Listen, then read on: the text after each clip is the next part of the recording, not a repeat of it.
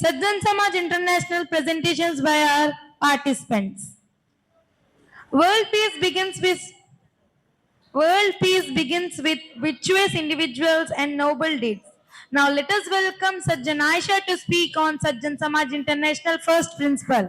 అతిథులకు, తల్లిదండ్రులకు, గురువులకు, నా తోటి స్నేహితులకు అందరికీ నా హృదయపూర్వక నమస్కారములు. అయితే ఈ రోజు నేను సజ్జన్ సమాజ్ యొక్క మొదటి సిద్ధాంతం గురించి చర్చించబోతున్నాను.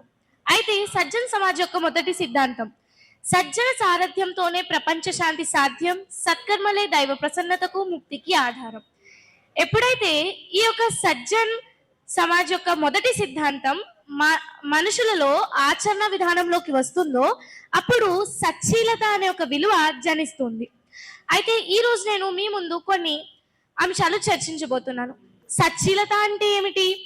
మానవ నైజం ప్రకారం శారీరకంగా మానసికంగా కలిగే ప్రయోజనాలు, భారత రాజ్యాంగం ప్రకారం సాంఘిక ప్రయోజనాలు, ధర్మశాస్త్రాల ప్రకారం అభౌతిక ప్రయోజనాలు, జాతీయ ప్రయోజనాలు, ఇంకా ప్రపంచ శాంతి ఎలా సాధ్యమవుతుంది. అయితే ముందుగా సచ్చీలత అంటే ఏమిటి? సచ్చీలత అంటే మంచి ప్రవర్తన, మంచి లక్షణాలు కలిగి ఉండటం. ఎవరైతే ఈ మంచి ప్రవర్తన, మంచి లక్షణాలు కలిగి ఉంటారో వారిని మనం సజ్జనులు అంటాము. సజ్జనుల ద్వారా చేయబడే కర్మలను సత్కర్మలు అంటాము. అయితే ఇప్పుడు మానవ నైజం ప్రకారంగా శారీరకంగా మానసికంగా కలిగే ప్రయోజనాలు ఏంటో తెలుసుకుందాము. దానికన్నా ముందు సత్కర్మలు అంటే ఏంటో తెలుసుకోవాలి. సత్కర్మలు అంటే ఏంటి?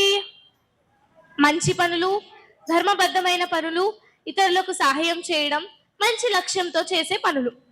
మంచి పనులు అంటే చిరునవ్వుతో పలకరించడం, సత్యం పలకడం, ఇవన్నీ. ధర్మబద్ధమైన పనులు అంటే తల్లిదండ్రులను గౌరవించడం, భార్య పిల్లల పట్ల బాధ్యతతో మెలగడం, బంధువుల హక్కులను చెల్లించడం. ఇంకా మంచి పనులు అంటే ఇప్పుడు ఫర్ ఎగ్జాంపుల్ ఎవరైనా ఆకలిగా ఉంటే వారి ఆకలిని తీర్చడం, అంటే ఏవైతే వారికి ఉన్న కష్టాలను మనం దూరం చేసే ప్రయత్నం చేయడం అన్నమాట. అదే మంచి లక్ష్యంతో చేసే కార్యాలు అన్నదానాలు, వస్త్రదానాలు, చలివేంద్రాలు, బీద విద్యార్థులకు స్కాలర్షిప్స్, ఇవన్నీ. ఇప్పుడు సత్కర్మలు అంటే ఏంటో తెలుసుకున్నాము, అవునా? మంచి పనులు. ఇప్పుడు దుష్కర్మలు అంటే ఏంటి? అదే చెడ్డ పనులు అంటే ఏంటో తెలుసుకుందాము. తల్లిదండ్రులను అగౌరవపరచడం, భార్య పిల్లల యందు బాధ్యతారాహిత్యంగా ప్రవర్తించడం, అన్యాయంగా ప్రవర్తించడం, ఇతరులను మోసగించడం, ఇంకా దోపిడీ, దౌర్జన్యం, అత్యాచారాలు, ఇవన్నీ కూడా చెడ్డ పనుల్లోకే వస్తాయి. సత్కర్మలు అంటే ఏంటి, దుష్కర్మలు అంటే ఏంటి మనం ఇప్పుడు తెలుసుకున్నాం కదా. ఇప్పుడు ఒకసారి మీ అంతరాత్మను ప్రశ్నించండి. సత్కర్మలను చేయమంటుందా, దుష్కర్మలను చేయమంటుందా?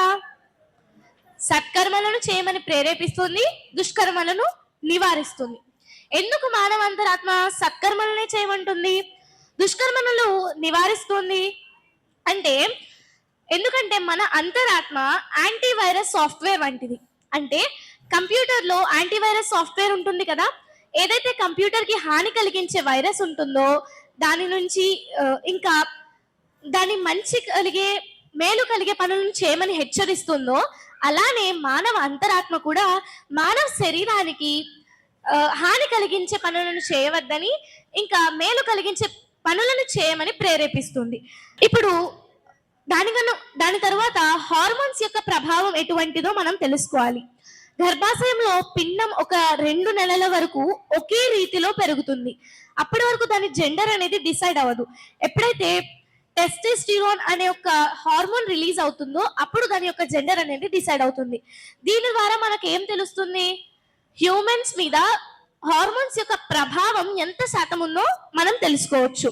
అయితే మన యొక్క మూడ్, స్లీప్, ఆకలి, మన యొక్క యాక్టివిటీస్, మన గ్రోత్, మెటబాలిజం, ఇదంతా కూడా హార్మోన్స్ మీదే ఆధారపడి ఉందన్నమాట. అయితే శాస్త్రవేత్తలు ఒక 50 టైప్స్ ఆఫ్ హార్మోన్స్ మన బాడీలో ఉన్నాయని చెప్పడం జరిగింది. దాంట్లో మౌలికంగా హ్యాపీ హార్మోన్స్ వచ్చేసి ఒక 4 ఉన్నాయన్నమాట. అయితే దాంట్లో మొదటిది dopamine, serotonin, endorphins, oxytocin. Dopamine అనే హార్మోన్ ద్వారా మనం గుడ్ గా ఫీల్ అవుతాము, రిలాక్స్డ్ గా మంచి ఫీల్ అవుతాం అన్నమాట. సెరోటోనిన్ అది మన యొక్క డిప్రెషన్ ని తగ్గిస్తుంది. ఇంకా ఎండోర్ఫిన్స్, ఈ హార్మోన్ రిలీజ్ అయినప్పుడు మనం హ్యాపీగా ఉంటాము, మన యొక్క ఫిజికల్ పెయిన్ ని అది తగ్గిస్తుంది. ఇంకా ఆక్సిటోసిన్ మన సోషల్ బాండింగ్ ని, ట్రస్ట్ ని ప్రమోట్ చేస్తుంది. మరి ప్రాక్టికల్ గా ఈ హ్యాపీ హార్మోన్స్ ఎప్పుడు రిలీజ్ అవుతాయో చూద్దాం. అయితే మీరు ఒక మంచి పని చేశారు అంటే ఒక సత్కర్మ చేశారు. ఎటువంటిది? ఎవరో ఆ, ఎవరికి దానం చేయడం కానీ, లేదా ఒకరు ఆకలిగా ఉన్నప్పుడు వారి యొక్క ఆకలిని తీర్చడం కానీ చేశారు. అప్పుడు మీరు ఎలా ఉంటారు? చాలా హ్యాపీగా ఉంటారు, సంతోషంగా ఉంటారు. దానికి కారణం ఏంటి? హ్యాపీ హార్మోన్స్ రిలీజ్ అవ్వడం వల్ల. అదే ఒక దుష్కర్మ చేసినప్పుడు, ఏదో ఒక దొంగతనం చేసినప్పుడు, ఆ వస్తువు ఎక్కడ బయటపడిపోద్ది, మన మీదకి ఎలా వచ్చేస్తుంది అని చెప్పి మనలో యాంగ్జైటీ, బ్లడ్ ప్రెషర్ పెరిగిపోతుంది అనమాట. ఒక ఆందోళనకి చెందుతాము. అది దేని వల్ల అంటే అడ్రినలిన్ అనే ఒక హార్మోన్ రిలీజ్ అవ్వడం వల్ల. దీని ద్వారా మనలో యాంగ్జైటీ పెరిగిపోతుంది. కాబట్టి దాన్ని డేంజర్ హార్మోన్ అని కూడా చెప్పడం జరిగింది. అందుకే మానవ అంతరాత్మ శరీరానికి మేలు చేసే కార్యాలను మాత్రమే చేయమని ప్రేరేపిస్తుంది. హాని కలిగించే దుష్కర్మలను చేయవద్దని నివారిస్తుంది. మన సత్కర్మలను చేయడం ద్వారా ఇవి మన లాభాలు, శరీరానికి కలిగే లాభాలు. అయితే మరి సత్కర్మల వల్ల భారత రాజ్యాంగం ప్రకారం సాంఘిక ప్రయోజనాలను తెలుసుకుందాము. మొదటిగా మానవుడు సంఘజీవి, అంటే హ్యూమన్స్ ఆర్ డిపెండెంట్ అన్నమాట. ఏ ఒక్క చిన్న పని చేయాలన్నా, ఏ ఒక్క పెద్ద పని చేయాలన్నా వేరే ఒకరి ప్రమేయం లేకుండా స్వతహాగా మానవుడు ఏ కార్యము కూడా చేయలేడు. అయితే మానవుడు వ్యక్తిగతంగా ఉన్నత స్థాయిలో ఉన్నప్పటికీ సమాజంలో సచ్చీలత లోపిస్తే సమాజానికి ఎటువంటి ప్రయోజనము ఉండదు. కాబట్టి మానవుడు ఆది నుండి సాంఘిక చట్టాలను రూపొందించుకోవడం జరిగింది. దానినే రాజ్యాంగం అంటారు.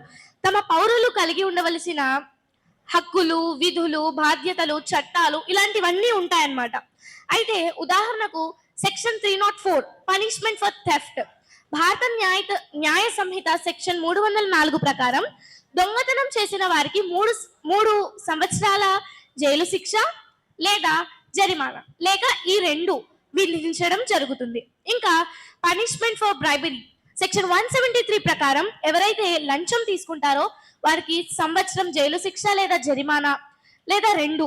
ఇంకా లంచం ఇచ్చిన వారికి జరిమానా విధించడం జరుగుతుంది. అయితే ఇలాంటి అనేక దుష్కర్మలకు అనేక చట్టాలు మన భారత రాజ్యాంగంలో ఉన్నాయి. ఎప్పుడైతే ఈ చట్టాల గురించి మానవులలో అవగాహన వస్తుందో ఇలాంటి దుష్కర్మలు చేసే సాహసం వారు చేయరు. కాబట్టి ఇంకా మన భారత రాజ్యాంగం కొన్ని ప్రాథమిక విధులను కూడా ఇవ్వడం జరిగింది. అవేంటంటే రాజ్యాంగం, దాని ఆదర్శాలు, సంస్థలు, మన జాతీయ జెండా, జాతీయ గీతాన్ని గౌరవించాలి. ఇంకా స్వతంత్రం కోసం ఎంతో మంది పోరాటం చేశారు, వారిని గుర్తించి వారిని మనం అనుసరించాలి. ఇంకా భారతదేశ సార్వభౌమత్వం, ఐక్యత మరియు సమగ్రతను సమర్థించాలి మరియు రక్షించాలి. మతం, భాష, ప్రాంతం లేదా వివిధ వైవిధ్యాలకు అతీతంగా సామరస్యం మరియు సామరస్య స్ఫూర్తిని పెంపొందించాలి. దేశాన్ని రక్షించడానికి మరియు దేశ సేవ చేయాలని పిలుపు వచ్చినప్పుడు దేశానికి సేవ చేయాలి. ఇంకా సామాజికంగా మరియు పౌరసత్వంగా బాధ్యతాయుతంగా ఉండాలి. సహజ వాతావరణాన్ని కాపాడాలి. ఎప్పుడైతే ఈ విధులను పౌరులు పాటిస్తారో వారిలో జాతీయ భావన, ఐక్యత, పరమత సహనం ఇటువంటి సులక్షణాలు జనిస్తాయి. ఇప్పుడు మనం మన అంతరాత్మ ఇంకా భారత రాజ్యాంగం ప్రకారం సచ్చీలత ఉండడం వల్ల కలిగే ప్రయోజనాలను తెలుసుకున్నాము. ఇప్పుడు ధర్మశాస్త్రాలు ఏమంటున్నాయో తెలుసుకుందాము. భగవద్గీత 12వ అధ్యాయం 13 నుండి 19 శ్లోకాలు. ఏ ప్రాణి ద్వేషించకుండా ఉండుట, మైత్రి కలిగి ఉండుట, కరుణ కలిగి ఉండుట, అహంకారం లేకుండా సమత్వము, ఓర్పు, తన వలన లోకము భయపడకుందుట, శుచిత్వము కలిగి ఉండుట, శుభాలను పరిత్యాగము చేయుట, కోరికలు లేకుండా ఉండుట, శత్రువుని యందు మిత్రుని యందు నిందస్తుల యందు సమంగా ఉండుట, దొరికిన దానితో సంతుష్టి చెందుట. ఇక్కడ బిహేవియర్ గురించి తెలియజేయడం జరిగింది. అదే అధ్యాయంలో 12వ అధ్యాయం 20వ శ్లోకంలో ఎవరు శ్రద్ధవంతులై నన్నే పరమగతిగా నమ్మి ఈ అమృత రూపమగు ధర్మమును ఇప్పుడు చెప్పబడిన ప్రకారము అనుష్ఠించితిరో అట్టి భక్తులు నాకు మిక్కిలి ఇష్టలు అని చెప్పడం జరిగింది. ఇష్టలే కాదు, మిక్కిలి ఇష్టలు. ఇంకా బైబిల్ శాస్త్రం 18వ అధ్యాయం 5వ వచనంలో ఒకడు నీతిపరుడై నీతి న్యాయములను అనుసరించువాడయుండి ఎవనినైనను బాధ పెట్టకయు రుణస్థునికి అతని తాకట్టును చెల్లించి బలాత్కారము చేత ఎవనికైనను నష్టము కలుగజేయకయునుండు వాడై ఆకలి గలవానికి ఆహారం ఇచ్చి దిగంబరికి బట్ట ఇచ్చి వడ్డీకి అప్పియకయు లాభము చేపట్టకయు అన్యాయము చేయకయు నిష్పాక్షపాతముగా న్యాయము తీర్చి యథార్థపరుడైన నా కట్టడలను గైకొనుచు నా విధులను నన్ను చుండిన ఎడల వాడే నిర్దోషియగును, నిజముగా వాడు బ్రతుకును. ఇదే ప్రభువైన యెహోవా వాక్కు. యెహెజ్కేలు 18వ అధ్యాయం 5వ వచనాల్లో ఇలా చెప్పడం జరిగింది. ఇప్పుడు ఖురాన్ శాస్త్రంలో ఏమని చెప్తున్నారో చూద్దాము. సత్కార్యం అంటే సర్వేశ్వరుని పట్ల ప్రేమతో తాము ఎక్కువగా ఇష్టపడే ధనాన్ని బంధువుల కొరకు, తనాథల కొరకు, మీరు పేదల కొరకు, పాఠశాలల కొరకు సహాయం చేయండి అని అర్థించే వారి కొరకు ఖైదీలను విడుదల చేయడానికి వ్యవపరచడం. 2వ అధ్యాయం 177వ వాక్యంలో చెప్పబడింది. ఇంకా 88వ అధ్యాయం 8వ వాక్యంలో ఇలా చెప్పబడింది. ఆ రోజున కొందరి ముఖాలు కళకళలాడుతూ ఉంటాయి, తాము చేసుకున్న సత్కార్యాలకు వారు సంతోషపడతారు, అత్యున్నతమైన స్వర్గంలో ఉంటారు. అక్కడ వారు ఎలాంటి వృధా విషయాలను వినరు, అందులో సెలయేళ్లు ప్రవహిస్తూ ఉంటాయి.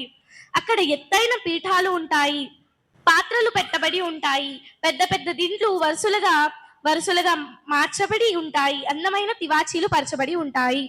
ధర్మశాస్త్రాలలో కూడా ఏం చెప్పారండి? సత్కర్మలు చేయడం వల్ల ఎన్నో మనకు ప్రయోజనాలు ఉన్నాయి.